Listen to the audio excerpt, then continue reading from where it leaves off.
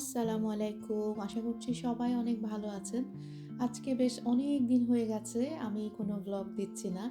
আসলে দেশ থেকে ঘুরে আসলাম। আসার পর আমার দেখা যায় ১ মাস একেবারে শোক পালন করতে, করতেই যায়। এখানের কিছুই আর আমার ভালো লাগে না। মনে হয় এখানে যে আমার একটা লাইফ ছিল আমি ভুলেই গেছি। তো তারপরও জীবন তো জীবনের গতিতে চলতেই থাকে। দৈনন্দিন কাজকর্মও চলতে থাকে।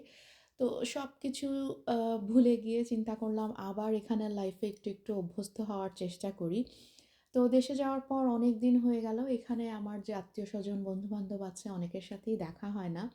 আর এদিকে ওয়েদারও একটু ভালো হচ্ছে। তো সবাইকে বলছিলাম যে, "যখন সুযোগ পাও একটু এসো আমার বাসায় দেখা হবে।" তো আগামীকাল কিছু গেস্ট দাওয়াত দিয়েছি। আসলে ওদের গেস্ট বলা যায় না, ওরা আমার ঘরেরই মানুষ। আমার সবথেকে প্রিয় ২ জন বান্ধবী। তো ওরা আসবে বলে আমি টুকিটাকি একটু প্রিপারেশন নিচ্ছি। এটা হচ্ছে ঘন করে দুধ দিয়ে খিরসা বানালাম আর পাকান পিঠা বানিয়েছি আগের দিন রাতেই। এগুলোর রেসিপি যেহেতু আমার চ্যানেলে আছে এজন্য আমি আর দেখালাম না। আর যা কিছু রান্না হবে সব আমি একবারে কেটে বেছে যেগুলো ডিফ্রস্ট করার জন্য ভেজানো লাগবে সেগুলো ভিজিয়ে রেখেছি যাতে এক করে সবগুলো রান্না বসিয়ে দিতে পারি। যেহেতু হঠাৎ করেই ওদের আসার প্ল্যান হয়েছে আর হাতেও সময় খুব কম। আমার আসলে সবসময় এরকমই হয়। হুটহাট গেস্ট আসলেই ভালো লাগে। তো এই কারণে আমি চাচ্ছিলাম যে একটার পর একটা তরকারি বসিয়ে দিব। সব একবারে রেডি করে নিয়ে বসেছি। তো বুটের ডাল রান্না করব। এজন্য বুটের ডালটা আগে প্রেশার কুকারে বসিয়ে অন্য কাজে চলে গেলাম। এটা যতক্ষণ সিদ্ধ হবে ততক্ষণ আমি অন্য কিছু করতে থাকব। একদম ছোট চিংড়িগুলো পাওয়া যায় না? ওগুলো নিয়েছি। এগুলো পেস্ট করে মানে একটা বড়ার মতো বানাবো। এটা আমাদের বরিশাল অঞ্চলের খুবই বিখ্যাত একটা রান্না।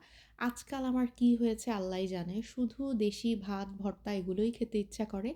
আর এগুলো থাকলে দেখবেন কি ভাত না অনেক বেশি পরিমাণে খাওয়া হয়ে যায়। তো যাই হোক এই রান্নাটা করার জন্য আমি এই ছোট চিংড়িগুলোকে ব্লেন্ডারে ভালো করে পেস্ট করে নিয়েছি।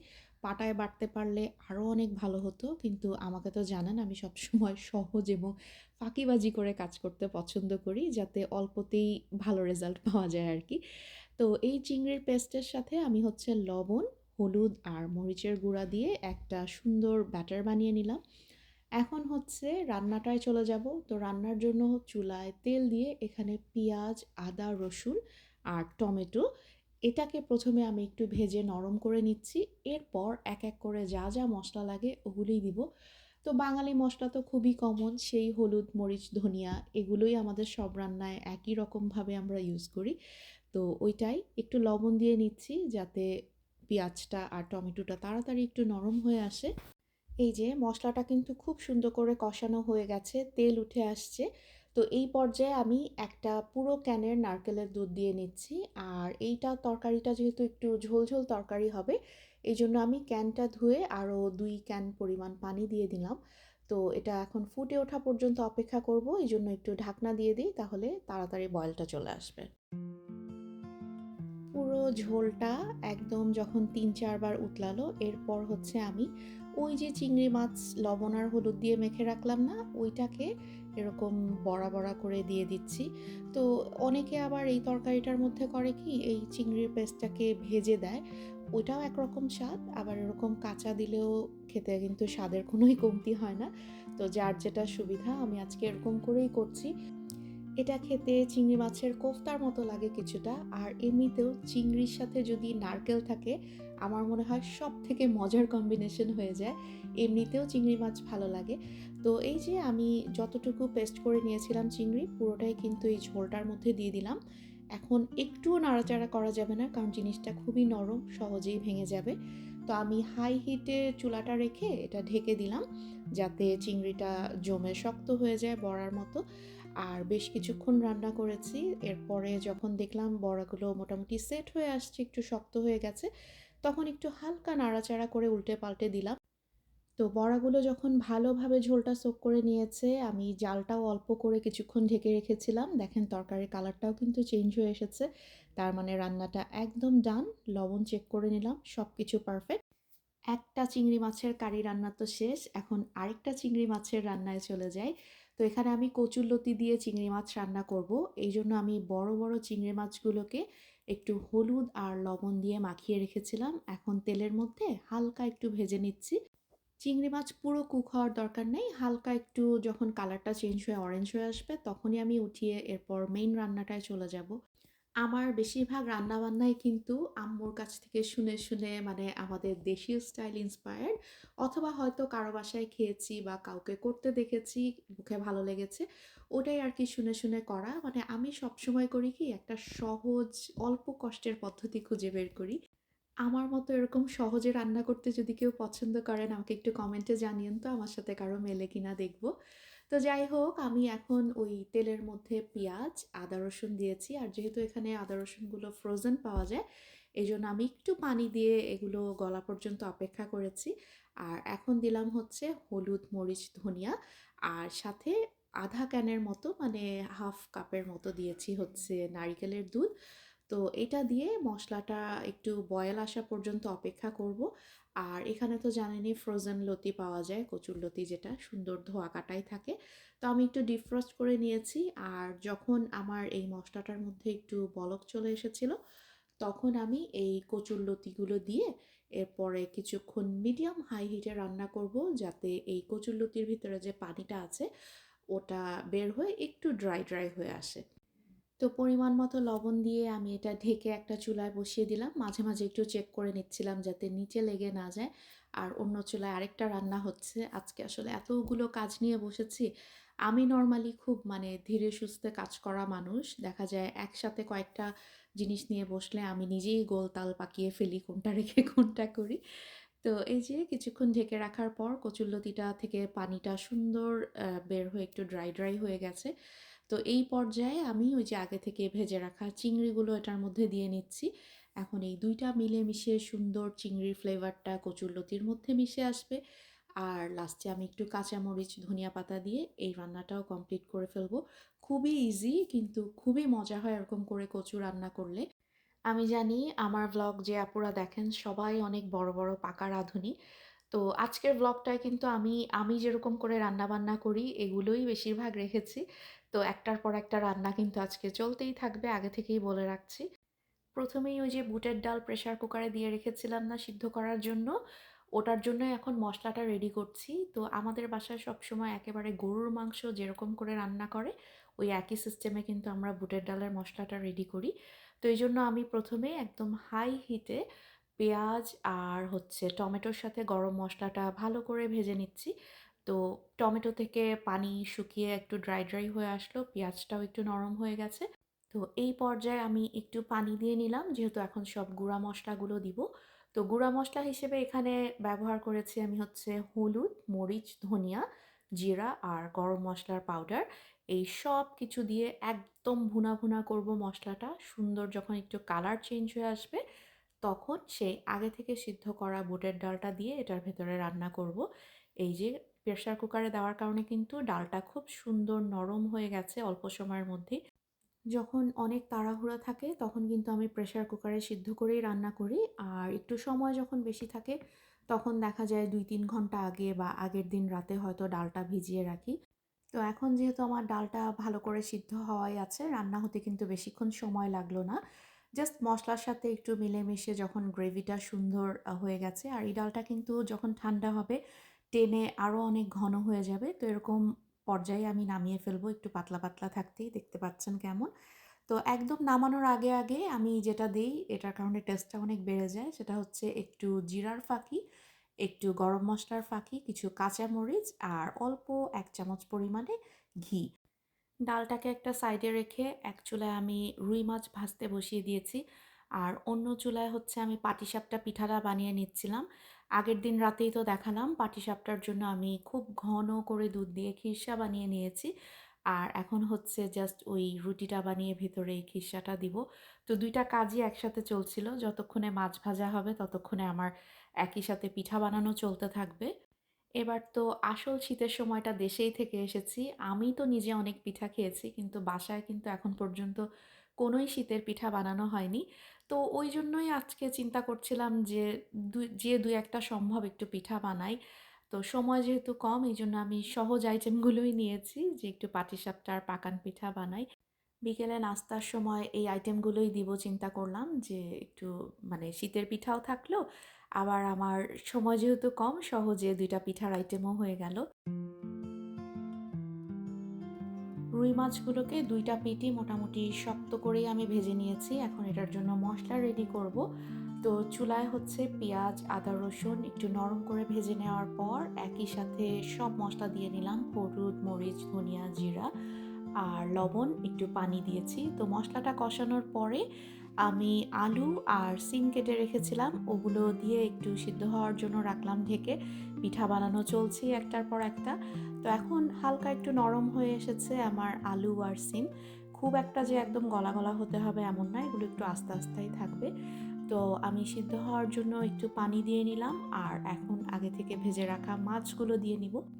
তো এই মাছের তরকারিটা কিন্তু একদম ঝোল ঝোল না, আবার একদম কষানোও না, মানে মাঝামাঝি একটু মাখা মাখা হবে।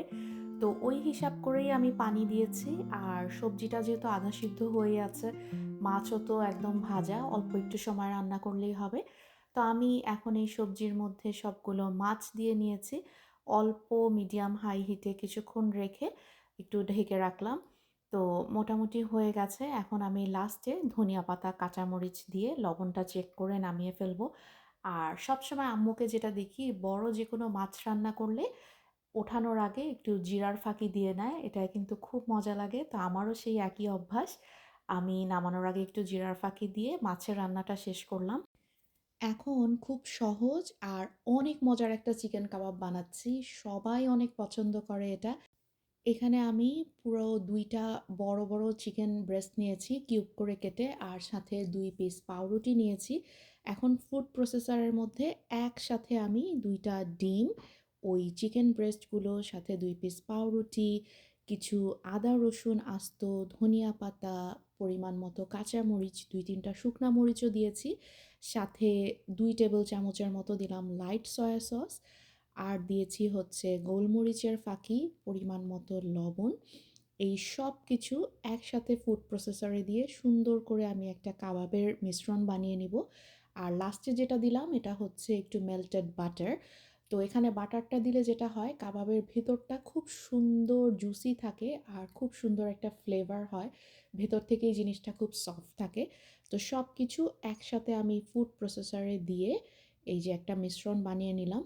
এখন যার যেরকম পছন্দ সেরকম কাবাবের শেপ দিয়ে নিতে পারেন। আর এটা তো ফ্রোজেন করে দেখা যায়, অনেক দিন রাখা যায় ফ্রিজে। রোজার সময়ও কিন্তু ইফতারের জন্য খুব মজার একটা আইটেম হয় এটা। তো আমার বাসায় যেহেতু গেস্টদের মধ্যে অনেক বাচ্চারা আসবে, এজন্য আমি চিন্তা করলাম একটু আইসক্রিমের শেপে বানাই। আর আমার কাছে স্টিকগুলিও ছিল। তো আমি এই কারণে কাবাবগুলো এরকম আইসক্রিমের মতো শেপ করে বানিয়ে নিচ্ছি।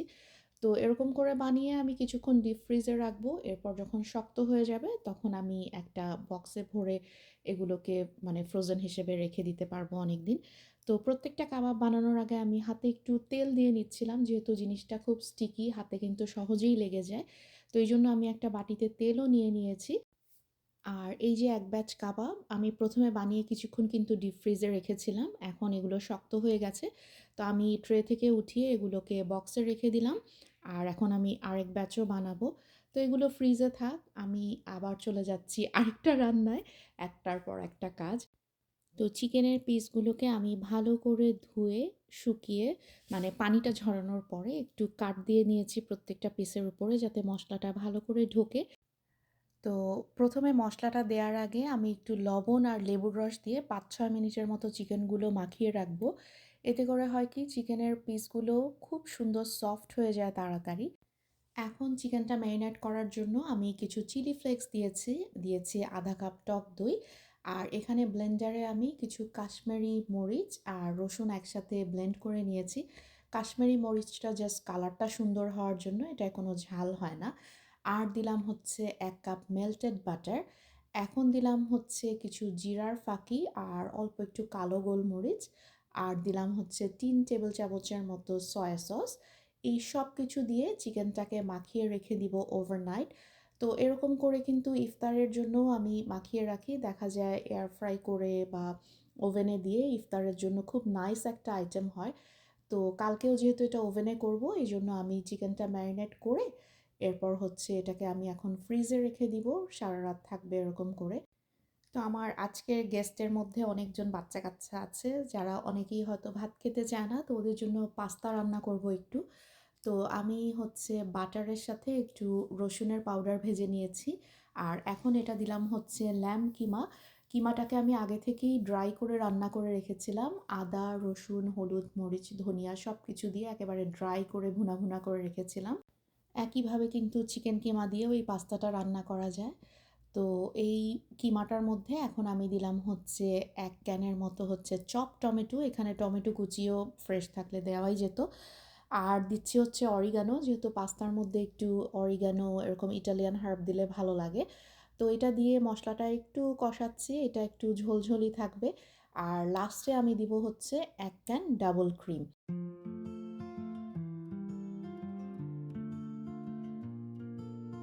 গ্রেভিটা মোটামুটি হালকা ঘন হয়ে এসেছে। আমি লবণটাও পরিমাণ মতো দিয়ে নিয়েছি। এখন আগে থেকে সিদ্ধ করা পাস্তাটা ঢেলে দিলাম। অল্প আঁচে জাস্ট পাস্তাটার সাথে যখন পুরো গ্রেভিটা সুন্দর মাখা, মাখা হয়ে গেছে, তখন আমি জালটা বন্ধ করে এখানে দিয়েছিলাম ২ কাপের মতো মোজারেলা চিজ। চিজ দেওয়ার আগে কিন্তু চুলাটা একদম বন্ধ করে নিয়েছি। এই পাস্তার গরমেই চিজটা সুন্দর মেল্ট হয়ে গেছে। তো আমি এখন পাস্তাগুলোকে যেই বাটিতে সার্ভ করব ওখানে তুলে রেখে দিব। একটু ঠান্ডা হয়ে যাবে। কালকে যখন গেস্ট আসবে তার আগে আমি উপরে আরেকটু লেইচেস্টার চিজ দিয়ে গরম, গরম বেক করে এরপর সার্ভ করব। এটা হচ্ছে পরের দিন দুপুরের দিকে ১২টার দিকে হয়তো ছিল। তো আমি চিকেনগুলোকে বের করে একটা বেকিং ট্রের মধ্যে দিয়ে নিয়েছি। তো প্রথমে আমি ২ টা পিঠই একটু হাই হিটে বেক করে নিব। 240 ডিগ্রি সেলসিয়াসের মতো দিয়েছিলাম। ১৫ মিনিট করে ২ টা পাশ একটু হাই হিটে দিব। এরপরে আমি একদম অল্প হিটে লাইক 175 এর মতো এরকমে আরও আধা ঘন্টার মতো ওভেনে রাখবো। তাহলে কিন্তু চিকেনটা খুব সুন্দর নরম আর জুসি হয়ে বেক হয়ে যাবে। তো প্রথমে এই কাজটা করে নিলাম আর পোলাওটাও বসিয়ে দিলাম, কারণ আমি সবাইকে টাইম দিয়েছিলাম ২টা থেকে ২:৩০টার মধ্যে আসতে। ঝটপট, ঝটপট করে এখন হাতের কাজগুলো আমাকে শেষ করতে হবে। একদিকে পোলাওটা নাড়াচাড়া করে দেখছিলাম সব ঠিক আছে নাকি, ওদিকে ওভেনটা একটু পরপর খুলে দেখছি চিকেনগুলো উল্টানো লাগবে কিনা। এরপর তো আরও যে কত রাজ্যের কাজ, বাপরে বাপ! আমি সবসময় চেষ্টা করি গেস্ট আসার আগে সবগুলো কাজ শেষ করতে, কারণ মানুষের সামনে কেন জানি আমি একদমই কাজ করতে পারি না, সব ভুলে বসে থাকি। তো এই জন্য আমি যেটা যেটা মনে আসছে শেষ করে ফেলা সম্ভব এগুলো করছি। এদিকে ফারাজও চলে আসছে আমাকে হেল্প করতে। তো এই যে আমার চিকেন কাবাবগুলো সারা রাত ফ্রিজে থেকে শক্ত হয়ে গেছে। আর এই যে পাস্তাটা বলেছিলাম গেস্ট আসার আগে আমি একটু লেইচেস্টার চিজ দিয়ে বেক করব, দেখলাম বাসায় লেইচেস্টার চিজ তো নাই। তো কি আর করা, একটা আইটেমের জন্য তো আর বসে থাকলে হবে না। তো বাসায় স্লাইস চিজ ছিল, এটা দিয়েই চিন্তা করলাম আজকের মতো কাজ চালাই। তো এগুলোকেই ছিঁড়ে ছিঁড়ে উপরে একটু দিয়ে এখন ওভেনে দিয়ে দিচ্ছি। মেহমানদের সামনে ব্যবহার করার জন্য যে বাটি, প্লেট, গ্লাস যা কিছু প্রয়োজন হয় আমি কিন্তু সবই আগে থেকে একটু বের করে রাখার চেষ্টা করি। কারণ ওই যে বললাম আমি কিন্তু মেহমানদের সামনে সব ভুলে যাই কী, কী করতে হবে।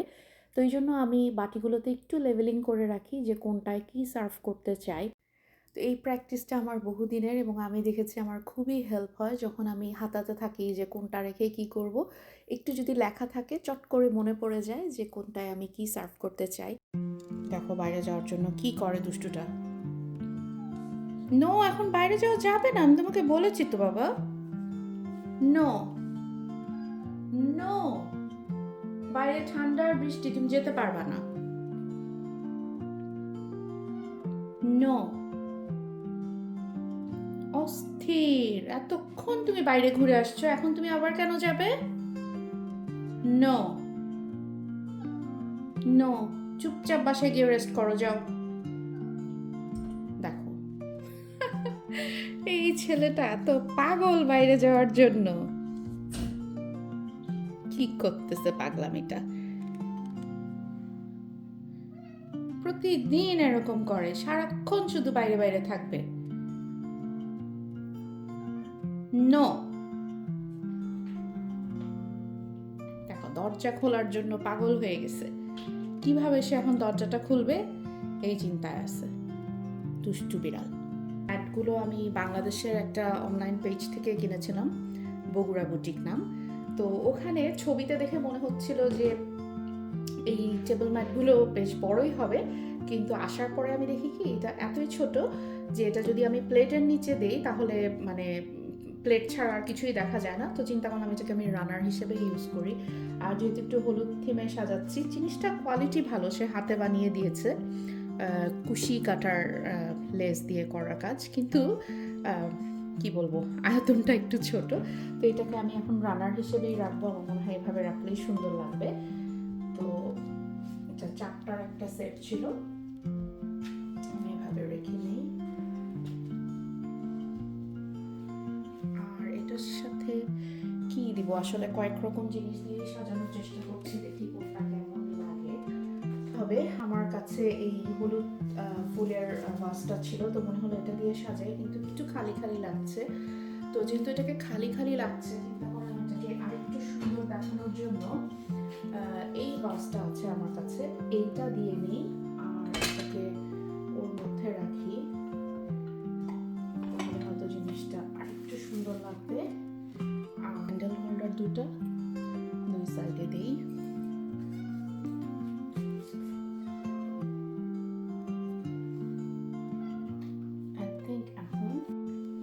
এই হচ্ছে পুরো টেবিলের লুকটা।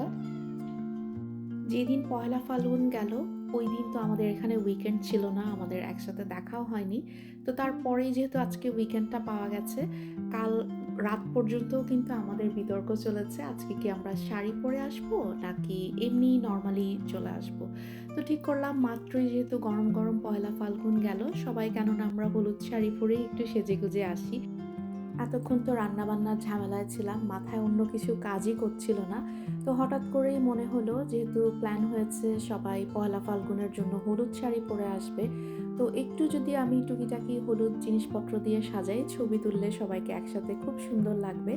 তো আমার হাজব্যান্ড বলছিল আগে তোমার হাতের সব কাজ শেষ করো, এরপর সাজাগোজার মানে ড্রাই জিনিসপত্র তো সবাই আসলে একসাথেও করা যাবে।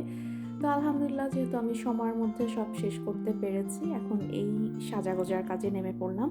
তো আমার বাসায় যা কিছু ছিল ওগুলো দিয়েই কিন্তু আমি মোটামুটি ডিআইওয়াই করে, মানে হলুদ কমলা যা কিছু যেখানে খুঁজে পাচ্ছি ওটা দিয়েই আজকে এই ব্যাকড্রপের কাজটা করছিলাম। তো খুবই সিম্পলভাবে আমি সাজিয়েছি, এই পাতার গার্ল্যান্ডগুলো আগেই আমার বাসায় ছিল।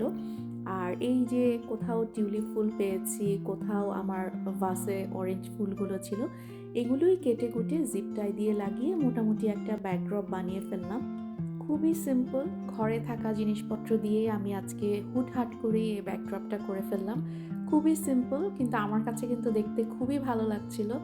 আর শুধু মাথায় ঘুরঘুর করছিল ঘরে আর কি কি আছে এই থিমের সাথে যায়, সব কিছু একটা একটা করে বের করছিলাম আর এখানে টুকটাক টুকটাক করে ডিআইওয়াই করে সাজাচ্ছিলাম।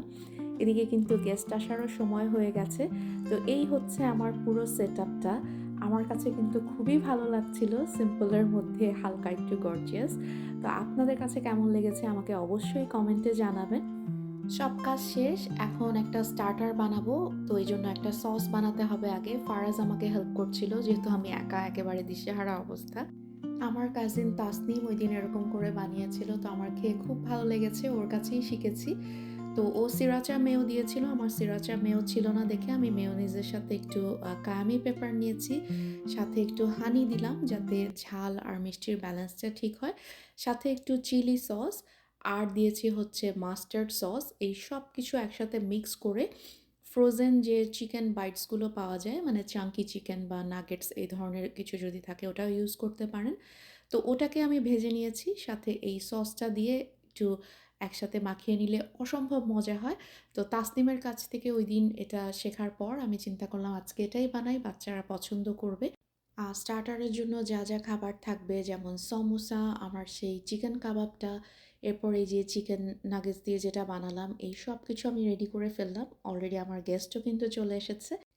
মেহমানরা আসার আগে চলেন ঝটপট আমার ঘরের প্রত্যেকটা কর্নারে আমি একটু একটু করে যে রঙের ছোঁয়া দিয়ে সাজানোর চেষ্টা করেছি আপনাদের সাথে ঝটপট একটু শেয়ার করে নিই। যেহেতু বসন্ত এসেই গেছে, আমি প্রত্যেকটা কর্নারে চেষ্টা করেছি বসন্তের ছোঁয়ায় একটু একটু হলুদ, অরেঞ্জ, মন খুশি হয়ে যায় এমন এমন রং রাখতে। সবাইকে আজকে চলে আসলাম মাসুমার বসন্ত কি বলো ঝটিকা বসন্ত না, আসলে কি বলবো, হঠাৎ বসন্ত উদযাপন উপলক্ষে, হ্যাঁ। তাই না? না খুব সুন্দর করে মাসমা সবকিছু সাজাইছে। আমরা আসলে লাস্ট মিনিট হ্যাঁ, যে বাসায় যা ছিল টুকিটাকি মিলাইছিল হ্যাঁ। আমি।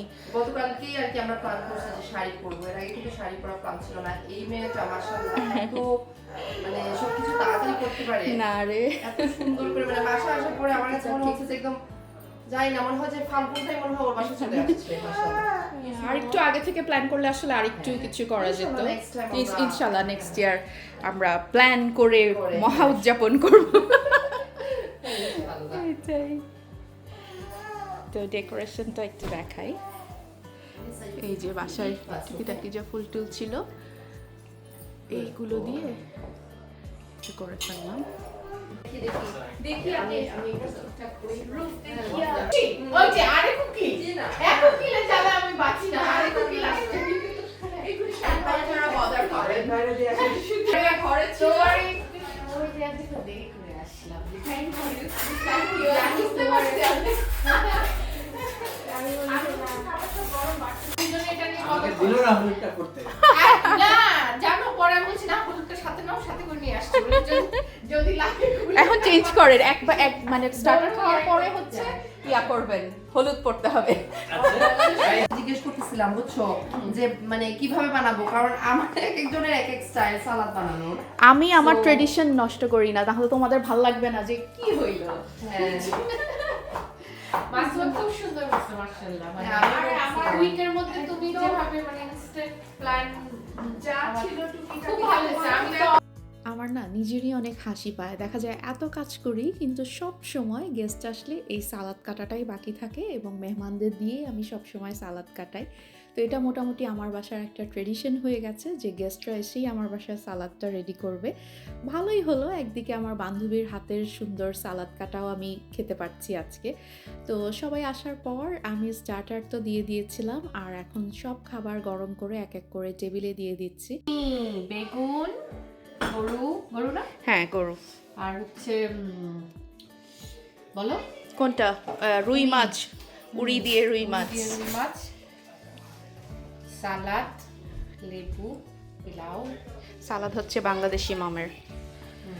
এই এইটা কি মাসুমা? বুটের ডাল না? বুটের ডাল, এটা হচ্ছে চিংড়ির বড়া দিয়ে একটা হালকা ঝোল টাইপের, আমাদের বরিশালে একদম অথেন্টিক বরিশালের ওইটা খাবার।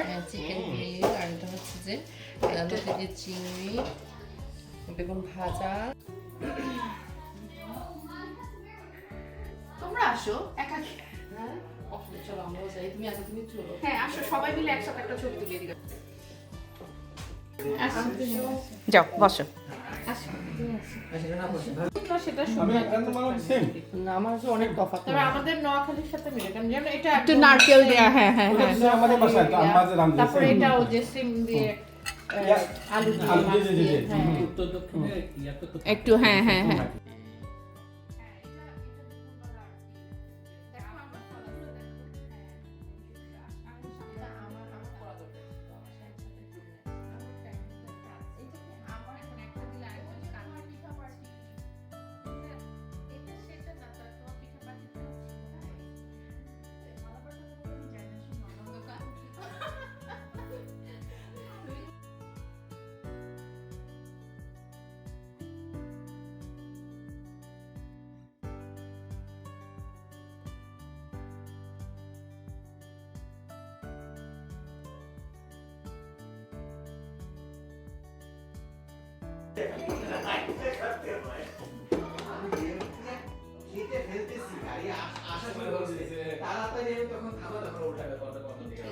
মাসুমা চা বানাচ্ছে।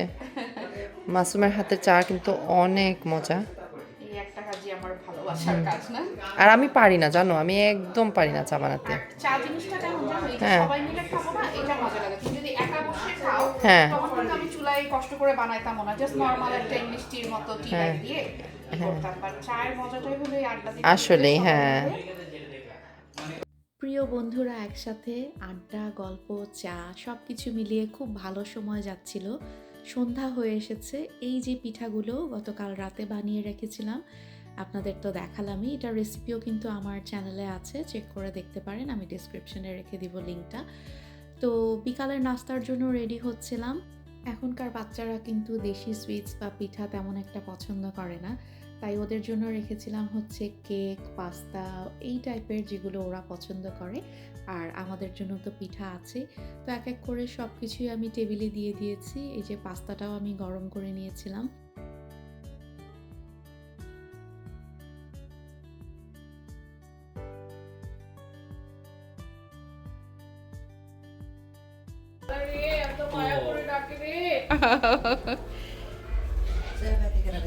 ওই যে খেতে ডাকছি আব্বু। আমাদের পপকর্ন হ্যাঁ, পপকর্নও খাবে, এগুলিও খাবে। একটু পিঠা ট্রাই করো, তুমি না বুঝলা পিঠাটা খাবে?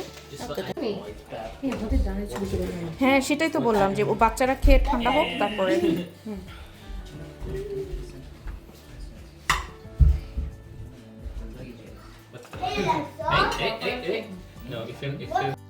নাস্তা টাস্তা দিয়ে একটু উপরে গিয়েছিলাম, নিচে এসে দেখি আমার বান্ধবীরা আমার জন্য বিশাল সারপ্রাইজ রেডি করেছে।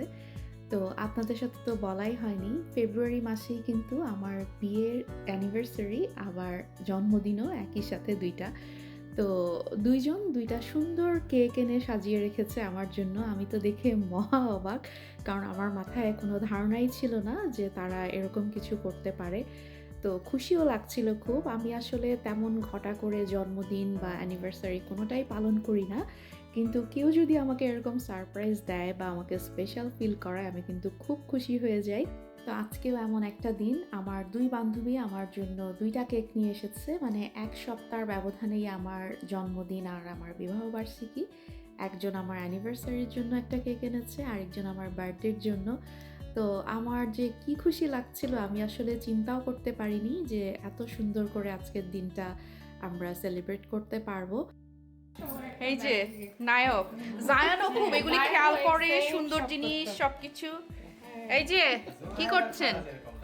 হ্যাঁ, প্রিয়জনদের সাথে কাটানো ছোট ছোট খুশির মুহূর্ত, সবার ভালোবাসা পাওয়া, আমার মনে হয় সুখী থাকার জন্য জীবনে এর থেকে বেশি আর কিছুই প্রয়োজন হয় না।